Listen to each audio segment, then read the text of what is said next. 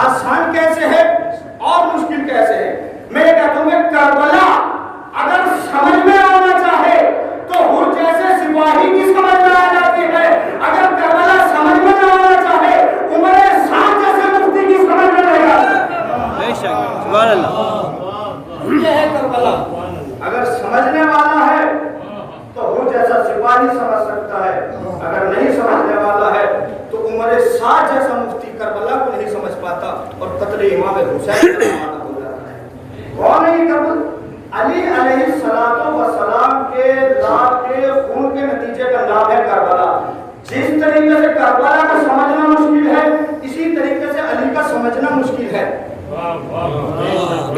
اس لیے کہ کربلا اگر سمجھ میں آنا چاہے تو ہم جیسے سپاہی کی سمجھ میں آ جاتی ہے، اگر نہیں سمجھ میں آنا چاہے جسے اللہ توفیق دے، اگر نہیں سمجھ میں آنا چاہے تو عمر سعد جیسے مفتی کی سمجھ میں نہیں آتی۔ اسی طریقے سے علی کی ذات ہے کہ اگر علی سمجھ میں آنا چاہے مکے اور مدینے کے گلیوں کے فقیروں کی سمجھ میں آ جاتا ہے، اگر علی سمجھ میں نہ آنا چاہے امام شافعی مر جاتے ہیں اور کہہ جاتے ہیں خدا کی قسم میں سمجھ نہیں سکا کہ علی خدا ہے یا خدا علی ہے۔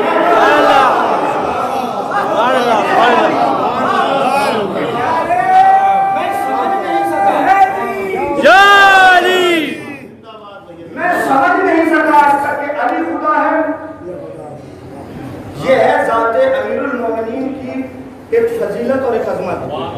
جب اس علی کی اتنی فضیلت ہے تو اس اللہ کی اتنی فضیلت ہوگی سبحان اللہ، جو علی کل شیء قدیر ہے۔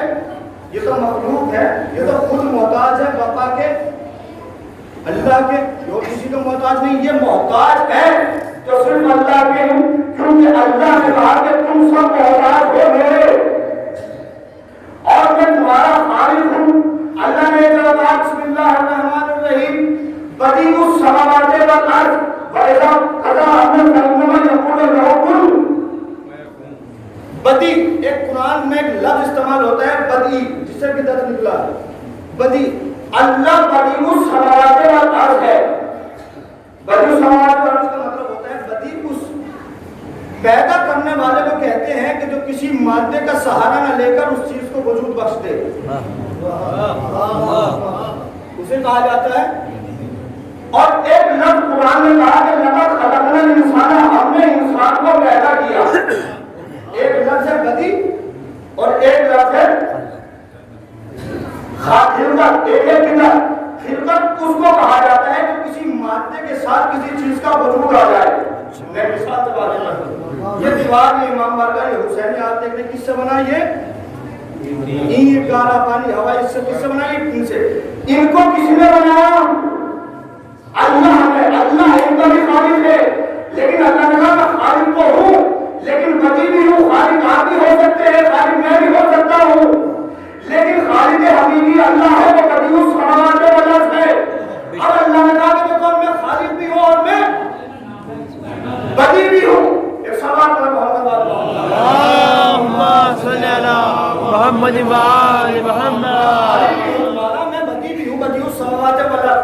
اللہ نے کہا کہ میں خالق ہوں، میں بدیع خالق بھی ہو سکتا ہے لیکن ہر خالق بدیع نہیں ہو سکتا۔ اب اللہ نے سورہ آل عمران میں کہا هو الذی یصورکم فی الارحام کیف یشاء لا الہ الا هو العزیز الحکیم۔ میں وہ اللہ ہوں کہ تمہاری ماں کے پیٹوں میں جیسی چاہتا ہوں ایسی صورت بنا دیتا ہوں، جیسی کیف یشاء یصورکم فی الارحام، تمہاری ماں کے شکم میں میں جیسی چاہتا ہوں ایسی تصویر بنا دیتا ہوں۔ لا الہ الا هو العزیز الحکیم۔ اور یہ وہ اللہ ہے کہ جو ہر چیز پر غالب آنے والا ہے۔ آپ بھی اللہ کی تصویر ہے، میں بھی اللہ کی تصویر ہوں، لیکن اللہ نے اس ساری تصویر کو بنایا۔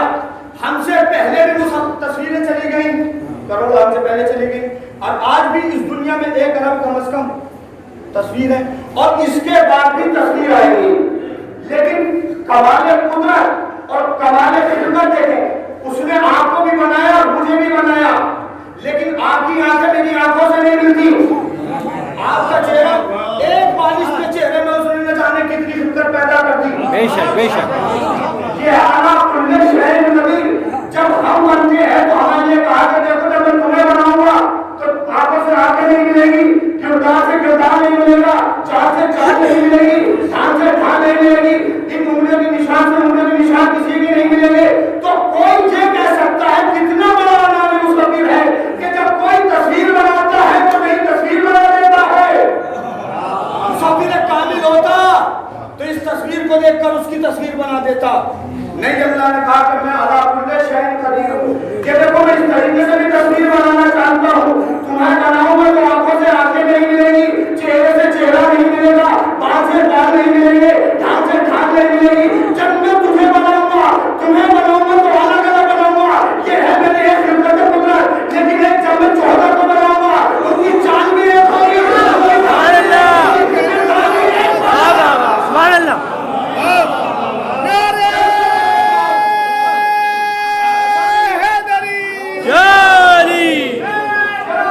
زندہ باد. جب میں پلٹ جاؤں اپنے بنانے پر تو ان کی چال بھی ایسی ہوگی، ان کا کردار بھی ایسا ہوگا. تاریخ بتاتی ہے کہ اگر جابر کے سامنے سے محمد باقر گزر جائے تو جابر یہ نہ سمجھ سکے کہ کون سا محمد جا رہا ہے. اگر شب ہجرت رسول کے بستر پر علی سو جائے تو زمانے کو پتہ نہ چلے علی سو رہے ہیں یا محمد.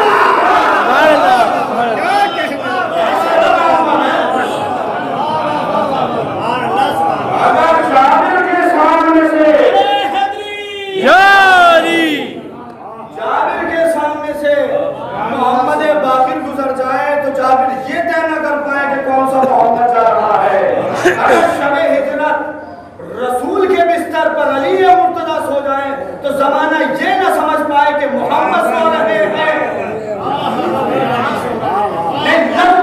زمانہ سمجھ نہ پائے کہ نبوت سو رہی ہے یا امامت سو رہی ہے. سبحان اللہ ان کو پہچانو. اللہ نے کیا کہا کہ یحسدون الناس. اللہ نے فضیلتیں انہیں دی، انہیں فضیلتیں دی. اللہ نے کہا ام یحسدون الناس، یہ لوگ کیوں حسد کرتے ہیں. سورہ آل عمران 54 میں آیا ام یحسدون الناس علی ما آتاہم اللہ من فضلہ. ہم نے جنہیں اپنی طرف سے فضیلت عطا کی لوگ ان سے کیوں حسد کرتے ہیں. اللہ جسے چاہے عزت دے. اگر اللہ کسی کو عزت دیتا ہے اس بات مولانا آگے آ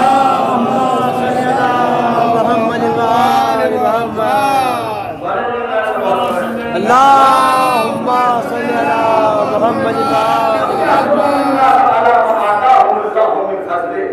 کیوں حسد کرتے ہیں ان لوگوں سے کہ جن کو ہم نے عزتیں بخشی ہیں، فضیلتیں بخشی ہیں، اپنے فضل سے بخشی ہیں.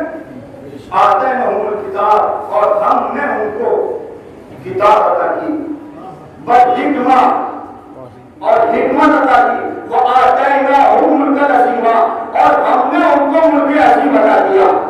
اب کائنات میں کسی کے پاس چاہیے جو یہ کہہ سکے کہ میں ملک عظیم کا مالک ہوں، لیکن ایک ذات ہے جس کی ذات کا نام امیر المومنین ہے، اسے امیر المومنین بھی کہا جاتا ہے، مولائے کائنات بھی کہا جاتا ہے. کسی کے پاس یہ فضیلت نہیں ہے کہ جو ملک عظیم کا مالک بن جائے. اگر ملک عظیم کا مالک ہے کون؟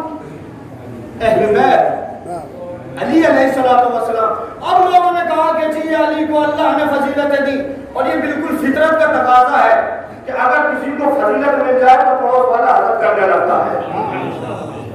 قرآن نے جبھی تو عکاسی کی ہے، جبھی تو تنبیہ کیا کہ یحسدون الناس.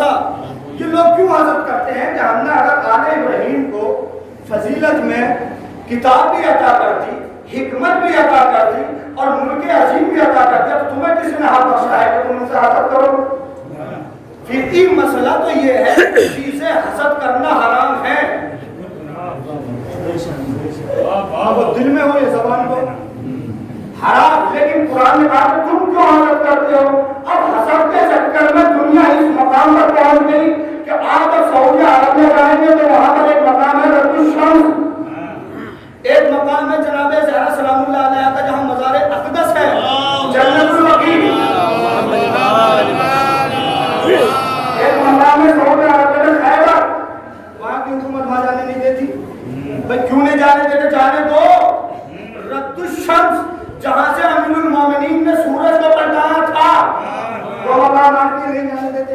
جانے کس لیے نہیں دے گا؟ میں وجہ بتاتا ہوں. خیبر کے میدان میں نہیں جانے دیں گے حکومت باقی. کیوں نہیں جانے دیں گے؟ کہ جب کوئی آئے گا، جب کوئی اس شہر میں اس ملک میں آئے گا تو وہ کہے گا کہ مجھے خیبر دکھاؤ. کوئی نہیں جانتا ہوگا کہ مجھے خیبر دکھاؤ. اب پوچھنے والا یہ پوچھے گا یہ خیبر ہے کیا؟ سبحان اللہ. خیبر ہے کیا؟ تو ہمیں کہنا پڑے گا کہ یہودیوں کا قلعہ تھا. کہ تھا کا مطلب کہ تھا، ہے نہیں کیا مطلب؟ کہا کہ یہودیوں کا قلعہ. سوال بڑا اللہم صلی علی محمد وآل محمد. یہودیوں کا ایک قلعہ ہوا کرتا تھا. پھر کیا ہوا؟ کہا کہ ایک مسلمان کے لشکر میں خیبر کرار تھا. سبحان اللہ سبحان اللہ. اس حیدر کرار نے اس خیبر کو 2 انگلیوں پہ اٹھا لیا تھا. اب جس طریقے سے اگر ہم لے کر جائیں گے تو فضیلت امیر المومنین شامل ہو جائے گی. ہم نے یہ چاہتے کہ خیبر میں جائے، رد الشمس کو نہیں لے جاتے.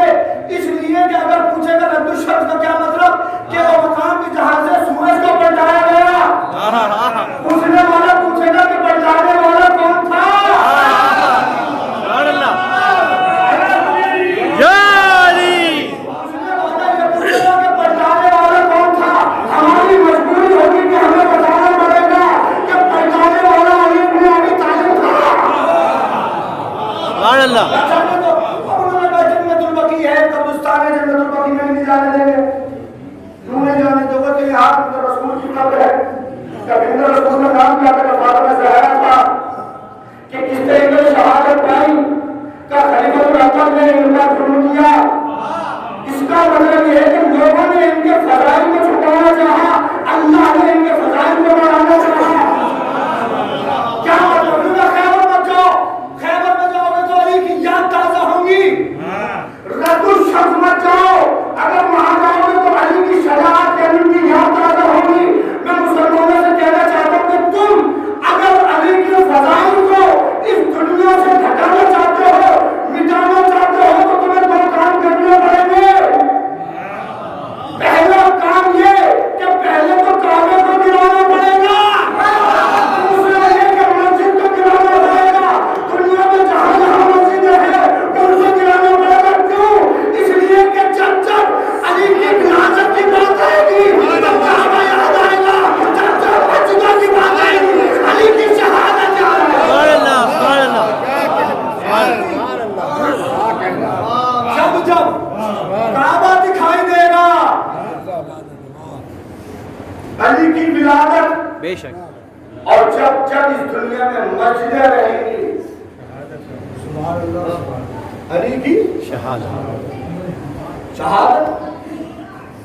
اب اللہ نے کہا میں حضرت عمر بن عطا اللہ من فضل، ہم نے ان کو فضیلتیں عطا کی ہیں اپنے فضل سے، مگر تم ہو کہ ان سے حسد کرتے ہو. اللہ نے کہا کہ ہم نے فضیلتیں بھی دی ہیں، لیکن اللہ نے سورہ شورى میں کہا قل لا اسألكم عليه اجرا الا المودة في القربى. ہے میرے محمد ان سے کہہ دو. کیا کہہ دو؟ تم نے زحمتیں اٹھائی ہیں، یہ تم نے پتھر کھائے ہیں، ان سے کہہ دو کہ میں تم سے نہ دولت چاہتا ہوں نہ درہم نہ دینار.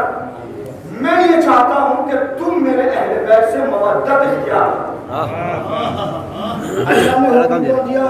اللہ جانتا تھا کہ میں حکم سے اس لیے دے رہا ہوں کہ یہ لوگ اہل بیت سے عداوت کریں گے. میرے مالک حکم تو نے دے دیا کہ قل لا اسألكم علیہ اجرا الا المودة فی القربى، ان سے مودت اختیار کرو. اللہ نے سینے میں دل بنایا ہے ایک،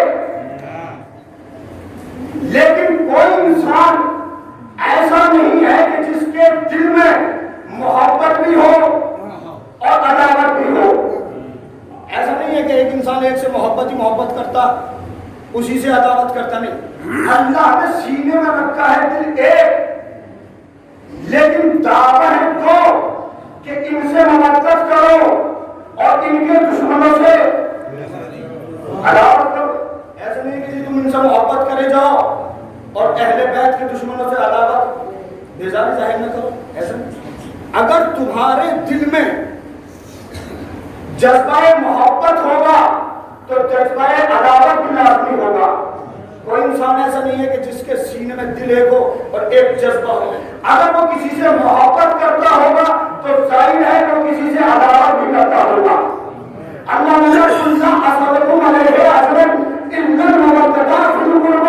میرے قرابت داروں سے محبت اختیار کرو. میرے مالک عداوت کا مطلب تو یہ ہے کہ عداوت کسے کہا جاتا ہے کہ انہیں چھوڑ دو, ان کی بات نہ مانو. محبت کا نام یہ ہے کہ جو اہل بیت ہے ان سے محبت اختیار کرو. کیا مطلب کہ ان کو دل میں لگائے رکھو, ان کی بات کو مانو. اب کیا سوال یہ پیدا ہوتا ہے کہ کس سے محبت کریں اور کس سے عداوت کریں. محبت جس سے کی جائے گی اسے محبوب کہا جائے گا. اب محبت کس سے کی جائے اور عداوت کس سے کی جائے تو اللہ نے کہا دیکھو اگر میں نے تمہیں محبت کا حکم دیا ہے تو میں نے ایک نبی بھی تمہارے سامنے بھیجا ہے. یہ تمہیں بتائے گا کہ کس سے محبت کرنی ہے کن سے عداوت کرنی ہے.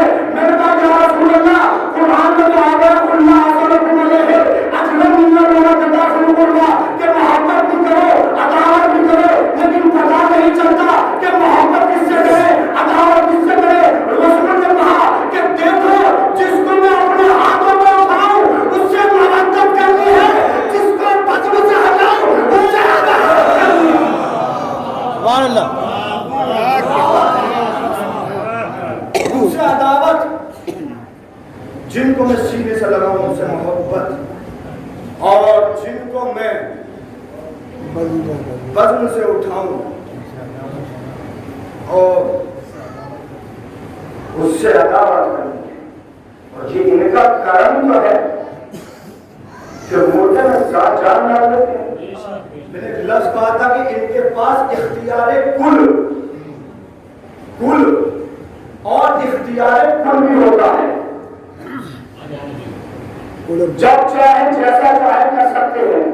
بدیوس سماوات والا غیرہ قضا ہم کلمہ جو پورا کہوں کن فیکون. عربی میں دو لفظ استعمال ہوتے ہیں, ایک لفظ ہے سما اور ایک لفظ ہے فا.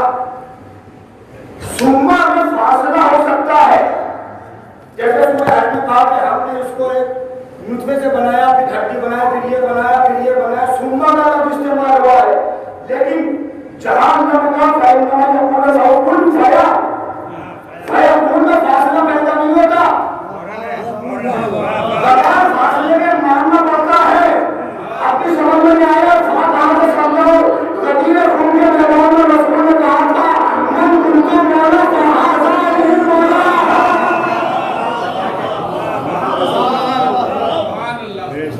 اس کا مطلب یہ ہوا کہ ان کی اطاعت بلا فاصلہ مانی جائے گی. سما والا لفظ استعمال نہیں ہوگا ان کے لیے, ان کے لیے فعل حرف کا استعمال ہوگا. ان کے بعد فوراً مانو, ایک لمحہ بھی ان سے بیزار نہیں ہوگا. یہی تو ہے کہ جو ہمیں زندگی بھی بخشتے ہیں, یہی ہماری پہچان ہے اور یہی ہمارا ایمان ہے. ایک واقعہ ملتا ہے کہ ایک چاہنے والا امیر المومنین کا آیا اور آنے کے بعد اس نے کہا کہ یا علی میں آپ سے محبت کرتا ہوں, یعنی میں آپ کا شیعہ ہوں. امیر المومنین نے کہا نہیں تو میرا شیعہ نہیں ہے اور یہاں سے چلا جائے. وہ چلا گیا. کچھ دنوں کے بعد پھر آیا اور پھر آنے کے بعد یہ دعویٰ کیا کہ یا علی میں آپ کا چاہنے والا ہوں, آپ کا محبوب. امام نے پھر واپس کر دیا. پھر تیسری مرتبہ آیا کہ یا علی میں آپ کا چاہنے والا ہوں. امام نے پھر واپس کر دیا. کہ میرے چاہنے والے ایسے نہیں ہوتے جیسے تو دعویٰ کر رہا ہے. پھر کچھ دن کے بعد آیا کہ یا علی میں آپ کا شیعہ ہوں. تو امیر المومنین بھی سوچ رہے تھے کہ یار جب اتنے یہ چکر لگا رہا ہے تو اسے بتا دو کہ شیعہ کیا ہوتے ہیں. آیا کیا تو شیعہ دیکھنا چاہتے ہیں؟ کہاں میں شیعہ دیکھنا چاہتا ہوں. امیر المومنین نے اعجاز امامت اس کے ہاتھ کو پھیرا اور اس نے جو جہاں پر تھا اس نے اپنا ماتھا رکھا ہوا ہے اور کسی مقام پر پہنچے ایسے ایک شہر میں کہ جہاں پر امیر المومنین کے شیعوں کی قلت تھی. وہاں پر امیر المومنین پہنچے گدے کی شہر ہے اور اس شہر میں میرے چاہنے والے بہت کم ہیں. ابھی باتیں کرتے ہوئے چل رہے تھے تو ایک جانے والا امیر المومنین کا آتا ہے اور آنے کے بعد کہتا ہے سلام دعا ہوتی ہے کہ آپ علی کے چاہنے والے ہیں. حالانکہ امیر المومنین بھی تھے اس کے ساتھ. کہا میں علی کا چاہنے والا ہوں. تو شہری جو تھا, میزبان جو تھا, اس نے کہا چلو جب تم علی کے شیعہ ہو, جب تم میرے گھر یعنی میرے شہر میں آئے ہو تو میں تمہاری دعوت کرنا چاہتا ہوں. وہ ہے نا کہ پرائے دیش میں بھی ہم کسی کو ڈھونڈ لیتے ہیں, علی والوں کی خوشبو ڈھونڈ لیتے ہیں. مسلمانوں کی آنکھوں کو نہیں آتا, فضائل تو میرے مولا کے ہندو ڈھونڈ لیتے ہیں. گیا امیر المومنین کے پاس, چلے گئے. اب بیٹھے گھر پر, اس میزبان کے تو چھوٹے چھوٹے بچے تھے, وہ امیر المومنین نے دیکھ لیا اور کچھ کیا تھا, انہوں نے بھی دیکھ لیا. اب کچھ دیر کے بعد بادشاہ کے آدمی اس گھر میں آتے ہیں. کہا کہ ہم نے سنا ہے کہ تمہارے گھر میں علی کے جو چاہنے والے آئے ہیں. اس نے کہا آئے تو ہیں, تو ہمارے حوالے کرو. تو اس میزبان نے کہا کہ میں مہمانوں کو حوالے نہیں کرتا ہوں, یہ ہماری شان کے خلاف ہے کہ ہمارا مہمان ہمارے گھر میں آئے اور ہم اس کو قید کرا دیں اور اس کا سر کٹا دیں, ہماری شان کو خلاف نہیں. اب وہ ادھر سے اصرار بڑھا. اس نے کہا کہ نہیں, ایسا نہیں ہو سکتا, میں اپنے مہمانوں کو تمہارے حوالے نہیں کر سکتا. مہمان کون تھے؟ ایک وہ جو دعویٰ کر رہا تھا, ایک وہ جو امیر المومنین تھا. یہ دو تھے مہمان. وہ جانتا نہیں تھا میزبان کی یہ ہے کون. انہوں نے کہا ٹھیک ہے. اصرار بڑھنے لگا تو اس میزبان نے کہا کہ دیکھو میں تمہیں وہ مہمان جب تم ضد کر رہے ہو, وہ اندر گیا اور اندر جانے کے بعد اپنے دو چھوٹے چھوٹے بچے جو تھے ان کا سر کاٹ کر اس کے حوالے کر دیا کہ جاؤ تم چلے جاؤ. یہ شیعہ اپنے بچوں کی قربانی دے دی, لیکن مہمانوں کو نہیں. مولا علی کو جانتے ہی نہیں تھا, ابھی مہمانوں کو نہیں دیا. کیا تھے مہمان؟ علی کے شیعہ. اب وہ سب لے کر تو چلے گئے. اب کچھ دیر کے بعد جب کھانے کا وقت آیا, کھانا سرنے لگا اور لوگ جو نے دعوت کی تھی تو اس نے یہ کہا کہ اب آئے دسترخوان پر اور کھانا تناول فرما لیں. اب مولا نے یہ کہا, مولا کو جانتے نہیں, مولا نے کہا کہ میں جب آیا تھا اس گھر میں تو میں نے چھوٹے چھوٹے بچوں کو دیکھا تھا مگر بچے نظر نہیں آ رہے. تو اس میزبان نے کہا کہ بچے ہیں کہیں کھیل رہے ہوں گے, آ جائیں گے مگر آپ کھانا کھا لیجیے گا. لیکن اصرار بڑھتا گیا کہ ہم کھانا تب تک نہیں کھائیں گے جب تک بچے نہ آ جائیں گے. وہ یہ کہہ رہا تھا کہ بچے ہیں نہ جانے کب آئے آپ کھانا کھا لیں. لیکن ادھر مولا کا اقرار کر رہا تھا کہ بچوں کے ساتھ کھانا کھائیں گے, جس کا ادھر انکار کر رہا تھا کہ نہیں پہلے کھانا کھا لیجیے گا. اب مولا نے اس سے پوچھا کہ اچھا یہ بتاؤ کہ تم ہو کون, کہ میں تمہارا چاہنے والا ہوں. وہ بچے کہاں کہ ایسے سے بات ہو گئی تھی. وہ مولا کو لے کر گیا اور اس حجرے میں پہنچا کہ جہاں پر بچوں کی لاشیں رکھی تھی. اس نے پردہ ہٹایا. پردہ جب ہٹایا اس نے تو کہا کہ ایسے سے بات ہو گئی تھی. بادشاہ کے آدمی آئے تھے, اس نے یہ کہا تھا کہ علی کے چاہنے والے تمہارے گھر میں دو آئے ہیں. بادشاہ کو یہ تو پتا تھا کہ دو ہیں مگر یہ نہیں پتا تھا کہ کتنے بڑے بڑے ہیں. چھوٹے چھوٹے بچوں کے ساتھ آپ امیر المومنین نے وہ سر دیکھے, پوری کہانی اس سے سنی. کہا بادشاہ کے آدمی آئے تھے, وہ مہمانوں کے نام رہے تھے, تم میرے مہمان ہو, علی کے چاہنے والے ہو. میں نے یہ سوچا کہ میں اپنے بچوں کی قربانی دے دوں مگر مہمانوں کی قربانی دے دوں. اب امام نے کہا کہ ایسے کیا ہوا؟ کہا وہ سر لے کر چلے گئے. وہ امام کو تب بھی نہیں جانتا تھا, ابھی نہیں پہچانا تھا کہ یہ امام ہے. تو امام نے کہا کہ مصلی بچھایا جائے, مصلی بچھا.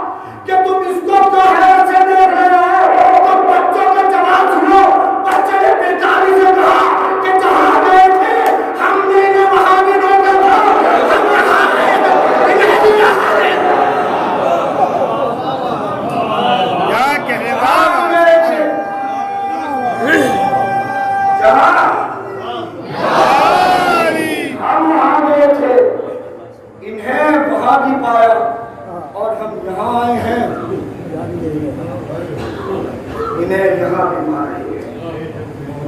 جو قرآن سے ثابت ہے ان فضیلت ہے. فتلقى آدم من ربه کلمات آدم کی توبہ قبول ہو جاتی ہے بے کلمات. کون سے کلمات تھے وہ جس کے ذریعے آدم کی توبہ قبول ہوئی؟ مفسرین نے کہا کہ وہ 5 نام تھے جن کے ذریعے آدم کی توبہ قبول ہوئی. پہلا نام آدم کا، دوسرا نام علی کا، تیسرا نام فاطمہ زہرا کا، چوتھا امام حسن، پانچواں امام حسین. ان کے صدقے میں ان کی توبہ قبول ہوئی. بے شک بے شک. یہ اب کیا دوسرے مقامات پر کہا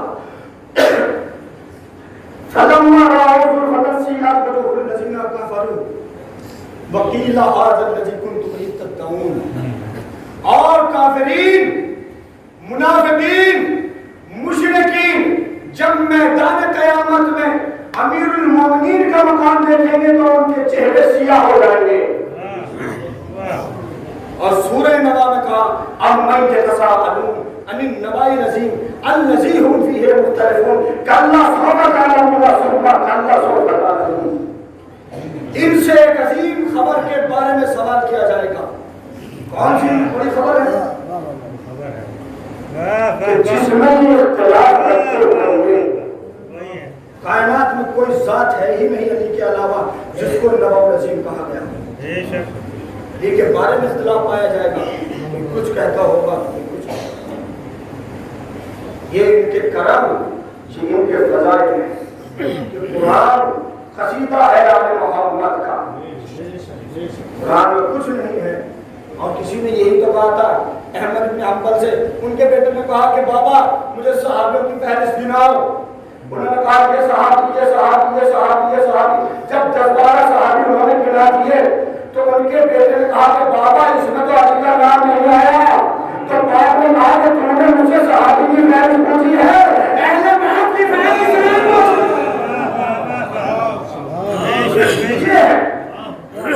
یہ اور ہے، صحابی اور ہے. اہل بیت کے لیے انما یرید اللہ لیذھب عنکم الرجس اہل البیت بھی طاہرون.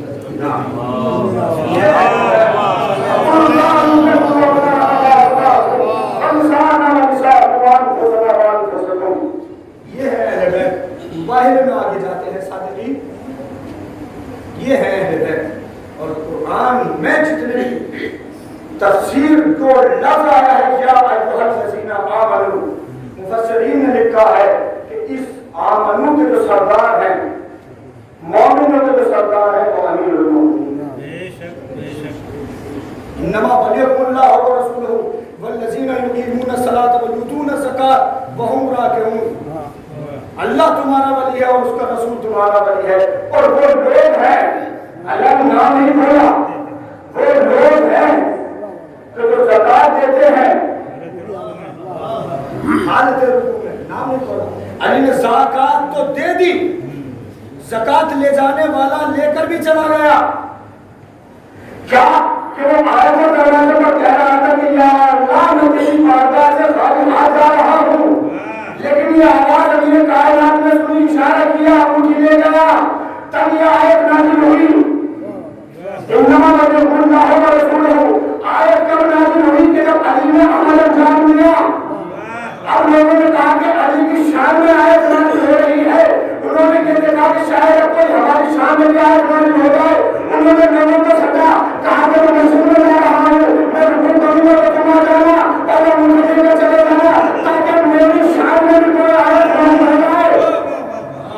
یہ تاریخی ہے، اس لیے کہ کوئی آیت ہمارے لیے اترے، ہمارے لیے بھی اترے. لیکن تاریخ یہ بتاتی ہے کہ ان کی قیمتی اور مشکلیاں چلی گئیں، لیکن قرآن کا ایک لفظ بلکہ ایک حرف شامل. اب یہی تو فرق ہے امام اور امت کا. امام اسے کہتے ہیں کہ جب عمل کرتا ہے تو آیت آتی ہے، امتی اسے کہتے ہیں کہ جب آیت آتی ہے تو عمل کرتا ہے. آیت آتی ہے تو عمل کرتا ہے. کیا عمر کیا عمر. اللہ نے کہا کہ امام تمہارا کسے کہے گا رحمان اللہ قرآن خلق انسان. اللہ نے بیان کہ ہم نے رحمان ہوں، میں انسان کو پہلے پیدا کرتا ہوں، پہلے سے علم عطا کرتا ہوں. کائنات میں کوئی ذات ہے ہی نہیں محمد کے علاوہ کہ جس کو پہلے علم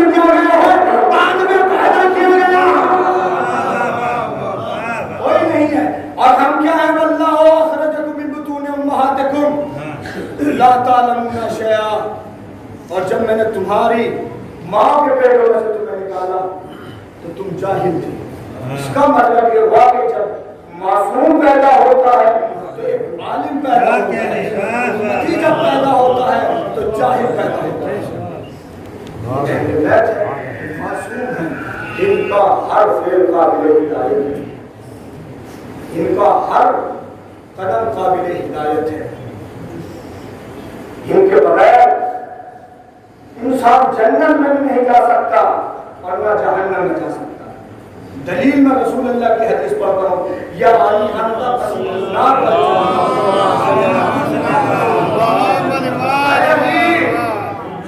تم قسیم النار والجنہ ہو. اگر جہنم میں جانے والا جہنمی جائے گا علی کے پاس سے ہوتا ہوا جائے گا, اگر جنت میں جائے گا تو علی کے پاس سے ہوتا ہوا جائے گا. یا علی انت قسیم النار والجنہ. ان کے علاوہ کچھ نہیں. اگر ان کے فضائل پر خوش ہونا عبادت ہے تو ان کے مسائل پر رونا بھی عبادت ہے. جعفر صادق نے فرمایا تھا, من بکا علی مصائب الحسین فجبت لہ الجنہ. جو حسین علیہ السلام کی مصیبت پر ہوتا ہے تو اللہ اس پر جنت کو واجب قرار دیتا ہے.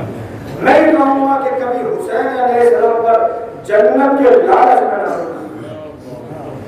حسین پر اگر رونا تو اس وجہ سے رونا کہ حسین کو 3 دن پر ہو گیا شہید کر دیا. حسین کو تڑپا کر شہید کیا. کائنات میں شہید اعظم صرف اور صرف حسین علیہ السلام کے ساتھ ہے. کوئی شہید اعظم نہیں ہے. شہید ہیں لیکن شہید اعظم حسین کے علاوہ نہیں. اور امام رضا نے فرمایا, ابن شبیب, جب تمہیں کسی بات پر رونا آئے تو تم حسین کی مصیبت کو یاد کر لو. تمہاری مصیبت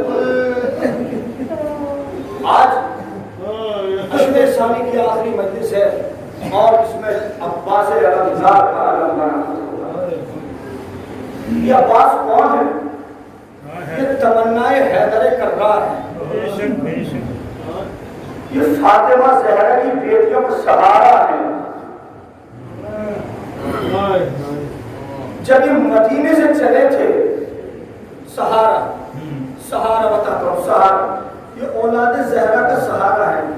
جب یہ مدینے سے چلے تھے تو سب بیویوں کو جناب زینب نے اکٹھا کیا تھا اور اکٹھا کرنے کے بعد کہا تھا کہ چلو حسین سفر پر جا رہے ہیں. تو کسی نے سوال کر لیا کہ سفر پر حسین جا رہے ہیں, کربلا میں جنگ ہوگی, یہ وہ ہوگا. تو بیویاں کچھ ایسی تھی کہ جو پردے کی حفاظت کی وجہ سے گھبرا رہی تھی. لیکن جناب زینب نے ان کے امتحان کی ڈھال بڑھانے کے لیے لفظ کہا تھا, اگر تمہیں اپنے پردے کی حفاظت کی ذمہ داری لینی ہے تو میں تمہارے پردے کی حفاظت کی ذمہ داری لے رہی ہوں. جناب زینب نے خود نہیں لی تھی بلکہ جناب زینب نے عباس کے سہارے پر یہ ذمہ داری لی تھی. اس لیے کہ جب تک میرا بھیا عباس سلامت رہے گا تو تمہاری چادریں نہیں چھوڑے گی. اجرکم اللہ, اجرکم اللہ سہارا. ایک شیخ قاسم ہے, خیر سید شیخ قاسم ہے. جناب عباس صرف ایک واحد ذات ہے کہ جو بیٹا نہ ہو کر جسے جناب زہرا نے اپنا بیٹا کہا ہے. اب مقام خود سمجھ لیجیے گا کہ جناب عباس کا مقام کیا ہے. جناب زہرا کے بدن سے پیدا نہیں ہوئے لیکن جناب زہرا نے عباس کو اپنا بیٹا کہا. شیخ قاسم حرم سید الشہداء اور حرم عباس میں وہ مسائل پڑھا کرتے تھے. مجلس خطاب ہوتی تھی. شیخ نے آج محرم کو مولا عباس کے مسائل پڑھ دیے. خوب گریا ہوا, خوب رکت ہوئی مولا عباس کے حرم میں. جب پڑھ دیے تو شیخ مجلس پڑھ کر اپنے حجرے میں چلی گئی. حجرے میں جانے کے بعد شیخ سو گئے. جب شیخ سو گئے تو ایک بیوی کو دیکھتے ہیں، نماز پاس بیوی خانے آتی ہے اور آنے کے بعد شیخ کے پاس کھڑے ہو جاتی ہے۔ شیخ حضرت سے پوچھتے ہیں کہ بیوی تم کون ہو؟ تم کون؟ میں تمہیں پہچان نہیں پایا۔ بیوی نے کہا کہ میں بنت رسول ہوں۔ شیخ سمجھ لیں کہ مادر حسین ہے۔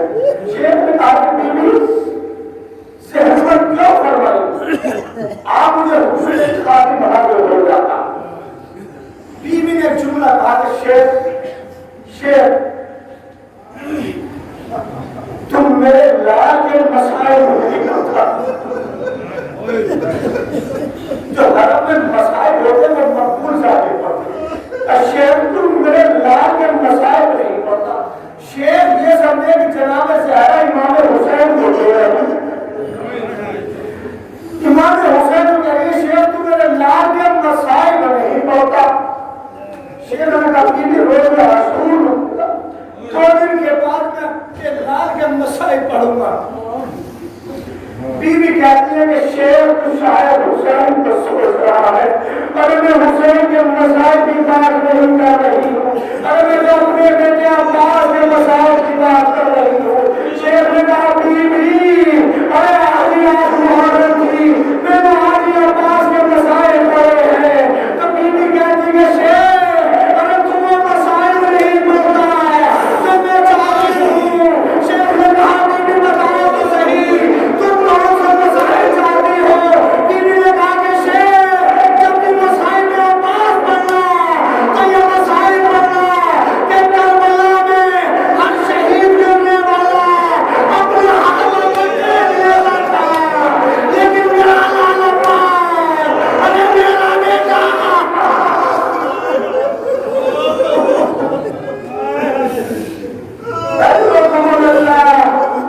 میرا بیٹا جب پاس زمین پر آیا ہے تو منہ کے بل آیا ہے۔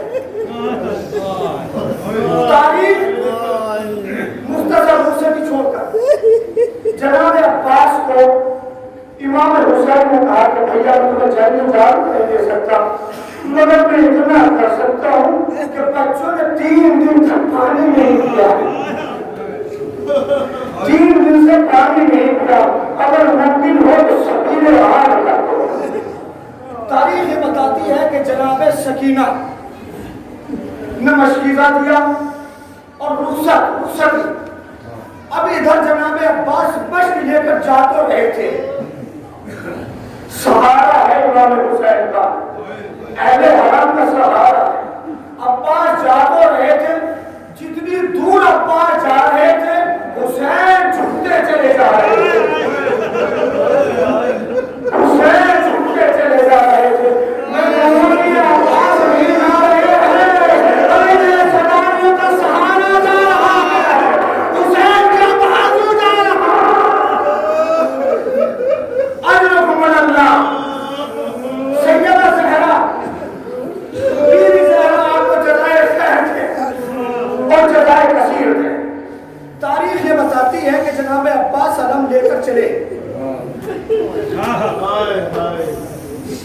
جناب عباس جب جا رہے تھے تو حسین مظلوم نے اپنے جوان بیٹے سے کہا کہ بیٹا علی اکبر میری کمر میں طاقت نہیں ہے کہ میں کھڑا ہو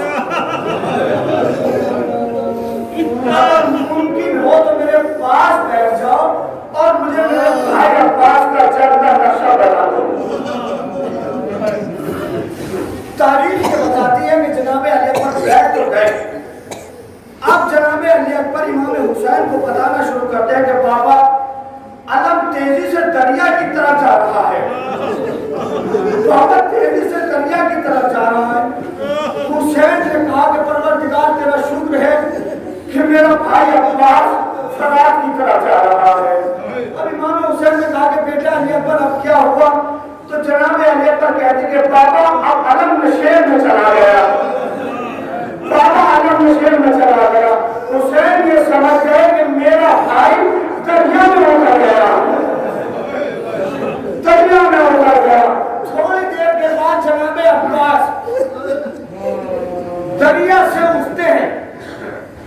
اب امام حسین پوچھتے ہیں کہ بیٹا علی اکبر اب بتاؤ کیا ہو رہا ہے؟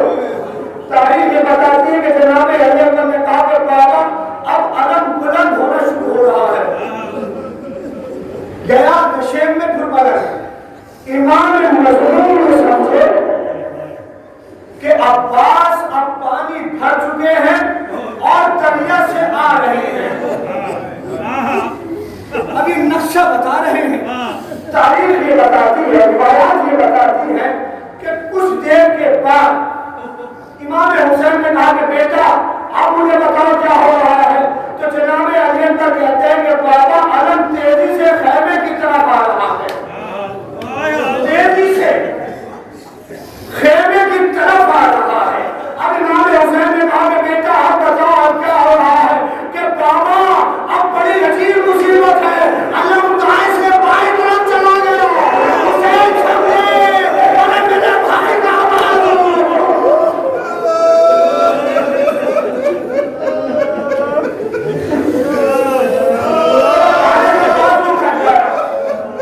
تاریخ یہ بتاتی ہے کہ جناب علی اکبر جناب امام حسین بیٹھے تھے. ایک مصیبت میں علمدار تھا جو فراز سے پانی لے کر آ رہا تھا. اب امام حسین نے کہا کہ بیٹا اب بتاؤ کیا ہو رہا ہے؟ اب جناب علی اکبر کہتے ہیں کہ بابا علم لہرا رہا ہے, علم کا سکون نہیں ہے. امام حسین سمجھ گئے کہ عباس کا دوسرا بازو بھی زخمی ہو گیا. اب امام نے گھبرا کر پوچھا کہ بیٹا اب کا کیا منظر ہے؟ کہ سینے پر علی اکبر نے ہاتھ مارا کہ بابا علم نظر نہیں آ رہا ہے, علم نیچے آ گیا.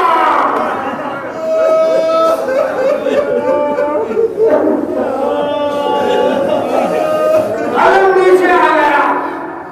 تقریب روایت حسین سمجھ گئے کہ میرے بھائی کے دونوں بازو ہیں. اب عباس کے پاس حسین مظلوم اور جناب علی اکبر تیزی سے جاتے ہیں. عباس کی ہاتھ میں تیر ہے.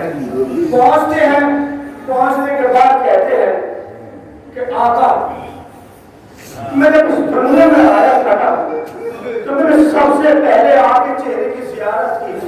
اب میں دنیا سے جا رہا ہوں تو میں یہ سوچتا ہوں کہ جاتے جاتے آپ کے چہرے کی زیارت کر لوں. تاریخ یہ بتاتی ہے کہ حسین نے خون کے حسین نے ابا کے دامن سے جناب عباس کے خون کو صاف کیا اور زیارت کی. امام نے کہا کہ عباس ارے تم نے مجھے اپنی زندگی میں ہمیشہ آقا کہا ہے, ارے میں تمہارا بھائی ہوں, آخری بار ارے مجھے بھائی بول دو, ادھر بھائی رہا. عباس کی روح بنا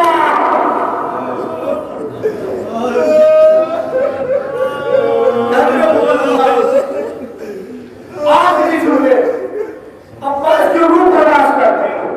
اب حسین اور علی اکبر ہے ناشے عباس پر. یہ جملہ ہوگا نام درآمد ہو جائے گا. حسین اور علی اکبر ہے جناب عباس کے پاس. اب حسین نے کہا کہ بیٹا علی اکبر عباس نے وصیت کی ہے کہ میرے خیمے کو, میرے لاشے کو خیمے میں نہ لے جانا. پوچھنے والوں نے پوچھا کہ عباس کا لاشا خیمے میں کیوں نہیں آیا؟ تو عباس نے کہا تھا کہ میں اپنی بھتیجی سے وعدہ کر کے آیا تھا, ارے سکینہ میں تمہارے لیے پانی لاؤں گا, لیکن میں کیا کروں, میری مشق چھن گئی.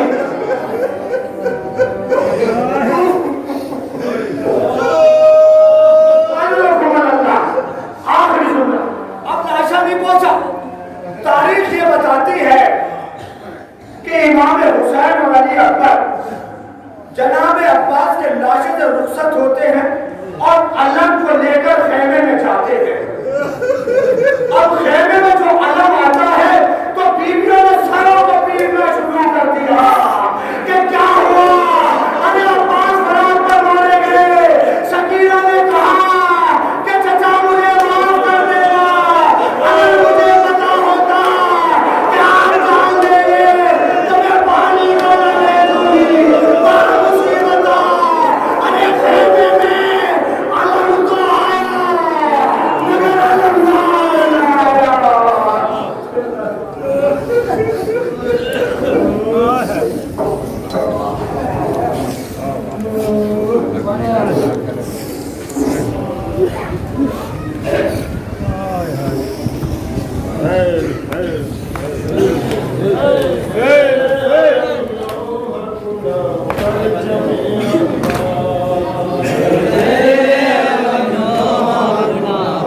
پرچم